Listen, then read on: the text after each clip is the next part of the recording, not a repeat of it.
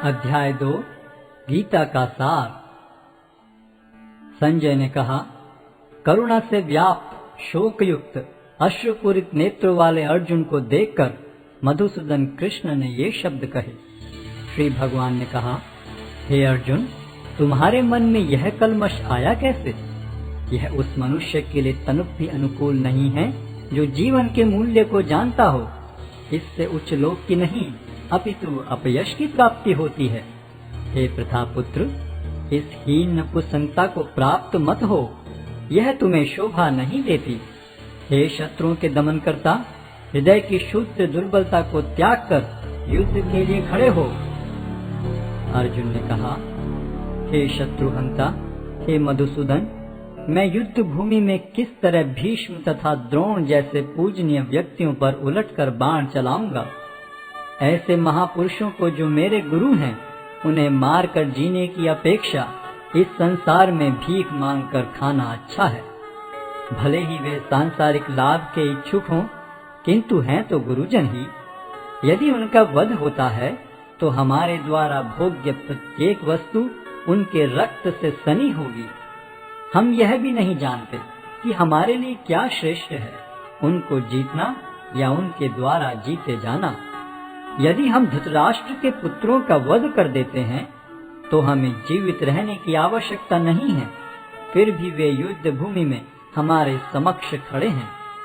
अब मैं अपनी कृपण दुर्बलता के कारण अपना कर्तव्य भूल गया हूँ और सारा धैर्य खो चुका हूँ।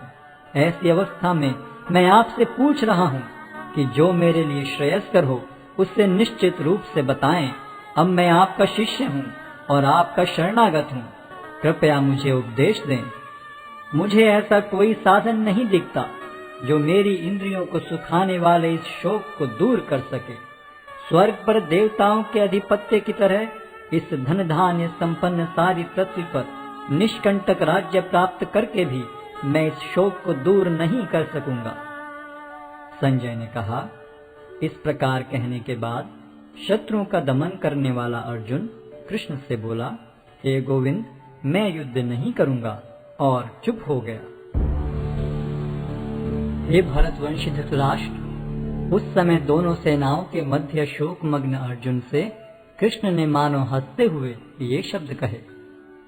श्री भगवान ने कहा, तुम पांडित्यपूर्ण वचन करते हुए उनके लिए शोक कर रहे हो जो शोक करने योग्य नहीं है। जो विद्वान होते हैं वे न तो जीवित के लिए न ही मृत के लिए शोक करते हैं।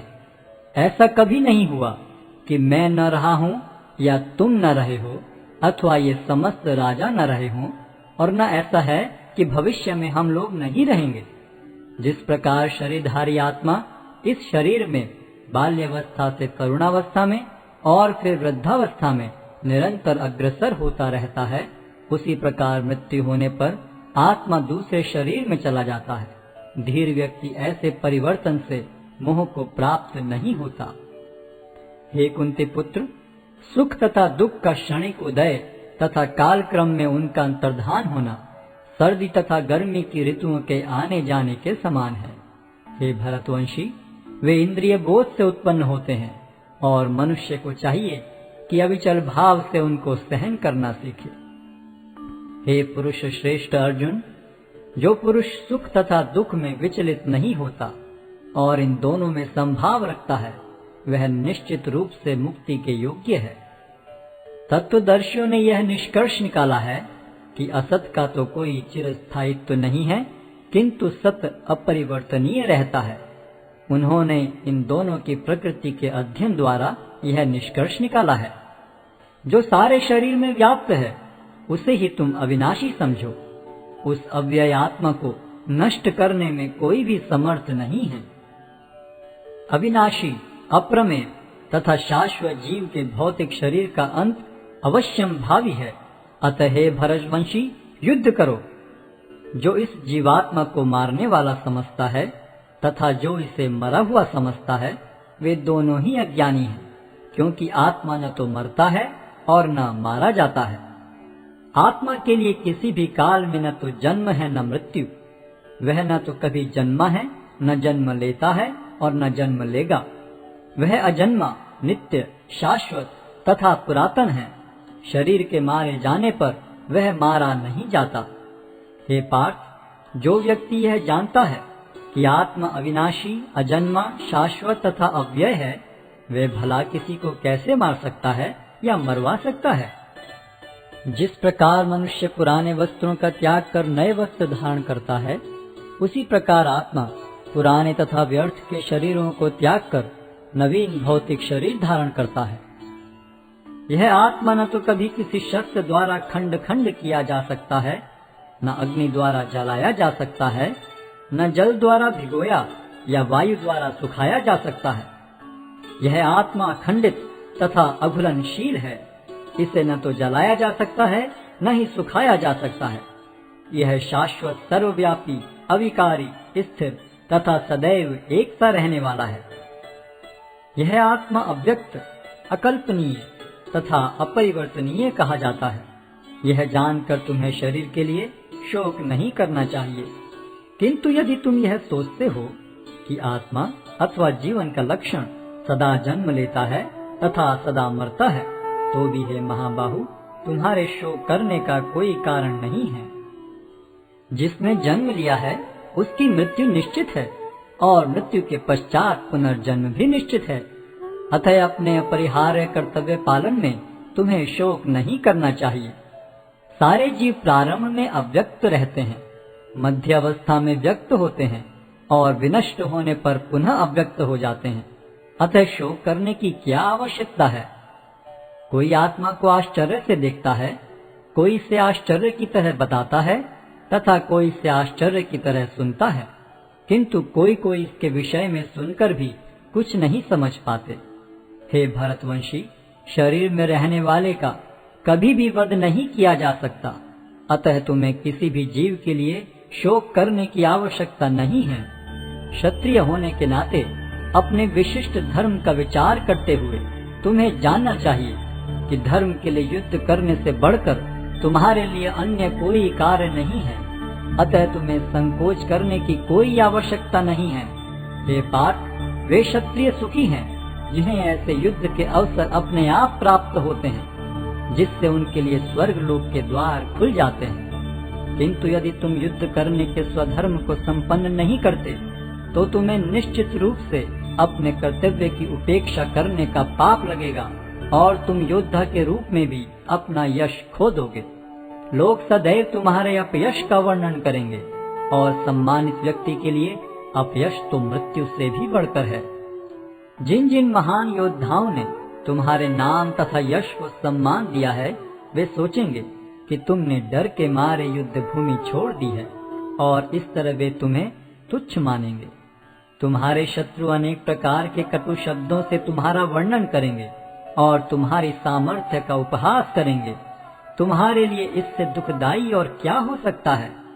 हे कुंती पुत्र, तुम यदि युद्ध में मारे जाओगे तो स्वर्ग प्राप्त करोगे, या यदि तुम जीत जाओगे तो पृथ्वी के साम्राज्य का भोग करोगे। अतः दृढ़ संकल्प करके खड़े हो और युद्ध करो। तुम सुख या दुख, हानि या लाभ, विजय या पराजय का विचार किए बिना युद्ध के लिए युद्ध करो। ऐसा करने पर तुम्हें कोई पाप नहीं लगेगा। यहाँ मैंने वैश्लेषिक अध्ययन द्वारा इस ज्ञान का वर्णन किया है। अब निष्काम भाव से कर्म करना बता रहा हूँ, उसे सुनो। हे प्रतापपुत्र, तुम यदि ऐसे ज्ञान से कर्म करोगे तो तुम कर्मों के बंधन से अपने को मुक्त कर सकते हो। इस प्रयास में न तो हानि होती है न ही ह्रास, अपितु इस पथ पर की गई अल्प प्रगति भी महान भय से रक्षा कर सकती है। जो इस मार्ग पर चलते हैं वे प्रयोजन में दृढ़ रहते हैं और उनका लक्ष्य भी एक होता है।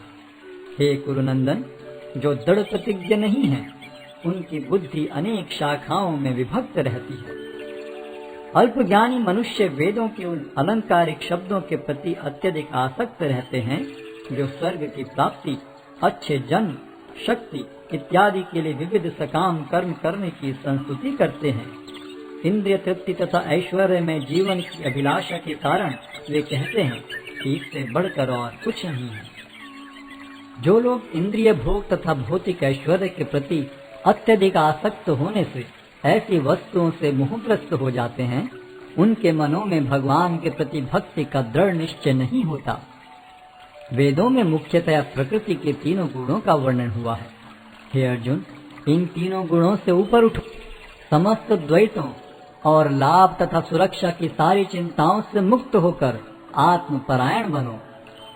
एक छोटे से कूप का सारा कार्य एक विशाल जलाशय से तुरंत पूरा हो जाता है। इसी प्रकार वेदों के आंतरिक तात्पर्य जानने वाले को उनके सारे प्रयोजन सिद्ध हो जाते हैं। तुम्हें अपना कर्म करने का अधिकार है, किंतु कर्म के फलों के तुम अधिकारी नहीं हो। तुम न तो कभी अपने आप को अपने कर्मों के फलों का कारण मानो, न ही कर्म न करने में कभी आसक्त हो। हे अर्जुन, जय अथवा पराजय की समस्त आसक्ति त्याग कर समभाव से अपना कर्म करो, ऐसी समता योग कहलाती है। हे धनंजय, भक्ति के द्वारा समस्त गर्हित कर्मों से दूर रहो और उसी भाव से भगवान की शरण ग्रहण करो।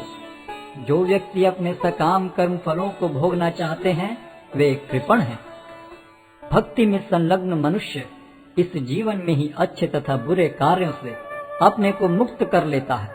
अतः योग के लिए प्रयत्न करो, क्योंकि सारा कार्य कौशल यही है। इस तरह भगवत भक्ति में लगे रहकर बड़े बड़े ऋषि, मुनि अथवा भक्तगण अपने आप को इस भौतिक संसार में कर्म के फलों से मुक्त कर लेते हैं।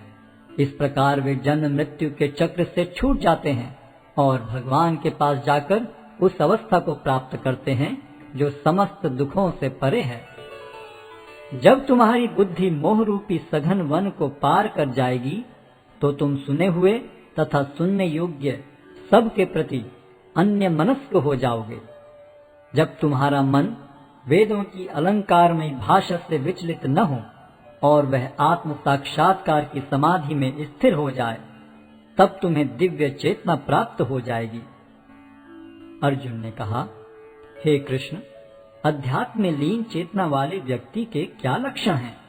वह कैसे बोलता है तथा उसकी भाषा क्या है? वह किस तरह बैठता और चलता है? श्री भगवान ने कहा, हे पार्थ, जब मनुष्य मनोधर्म से उत्पन्न होने वाली इंद्रिय तृप्ति की समस्त कामनाओं का परित्याग कर देता है और जब इस तरह से विशुद्ध हुआ उसका मन आत्मा में संतोष प्राप्त करता है, तो वह विशुद्ध दिव्य चेतना को प्राप्त स्थित प्रज्ञ कहा जाता है, जो त्रय तापों के होने पर भी मन में विचलित नहीं होता अथवा सुख में प्रसन्न नहीं होता और जो आसक्ति, भय तथा क्रोध से मुक्त है, वह स्थिर मन वाला मुनि कहलाता है। इस भौतिक जगत में जो व्यक्ति न तो शुभ की प्राप्ति से हर्षित होता है और न अशुभ के प्राप्त होने पर उससे घृणा करता है, वह पूर्ण ज्ञान में स्थिर होता है। जिस प्रकार कछुआ अपने अंगों को संकुचित करके खोल के भीतर कर लेता है, उसी तरह जो मनुष्य अपनी इंद्रियों को इंद्रिय विषयों से खींच लेता है, वह पूर्ण चेतना में दृढ़ता पूर्वक स्थिर होता है। देहधारी जीव इंद्रिय भोग से भले ही निवृत्त हो जाए, पर उसमें इंद्रिय भोगों की इच्छा बनी रहती है।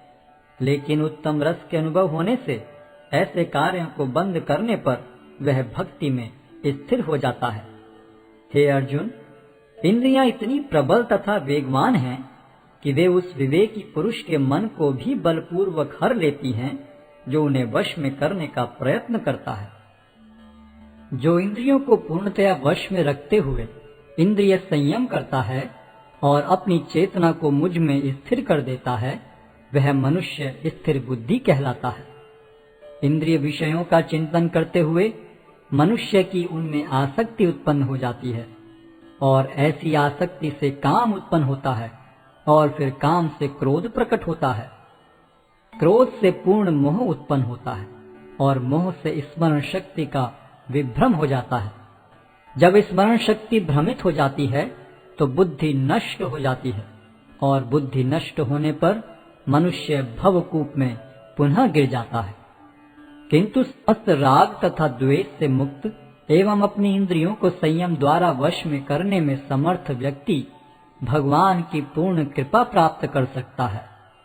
इस प्रकार से कृष्ण भावनामृत में तुष्ट व्यक्ति के लिए संसार के तीनों ताप नष्ट हो जाते हैं और ऐसी तुष्ट चेतना होने पर उसकी बुद्धि शीघ्र ही स्थिर हो जाती है।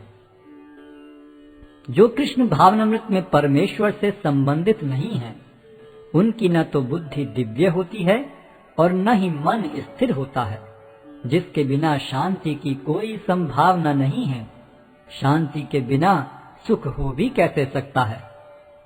जिस प्रकार पानी में तैरती नाव को प्रचंड वायु दूर बहा ले जाती है, उसी प्रकार विचरणशील इंद्रियों में से कोई एक जिस पर मन निरंतर लगा रहता है, मनुष्य की बुद्धि को हर लेती है। अतः हे महाबाहु, जिस पुरुष की इंद्रियां अपने अपने विषयों से सब प्रकार से विरत होकर उसके वश में है, उसी की बुद्धि निस्संदेह स्थिर है। जो सब जीवों के लिए रात्रि है, वह आत्म संयमी के जागने का समय है, और जो समस्त जीवों के जागने का समय है, वह आत्म निरीक्षक मुनि के लिए रात्रि है।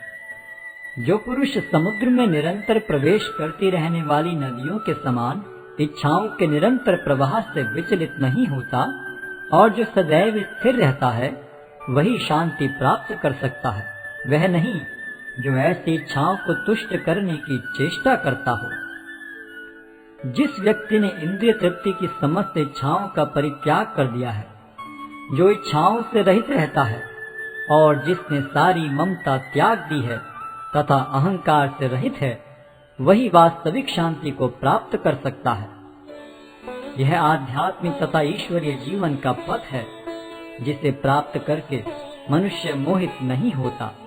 यदि कोई जीवन के अंतिम समय में भी इस तरह स्थित हो, तो वह भगवत धाम में प्रवेश कर सकता है।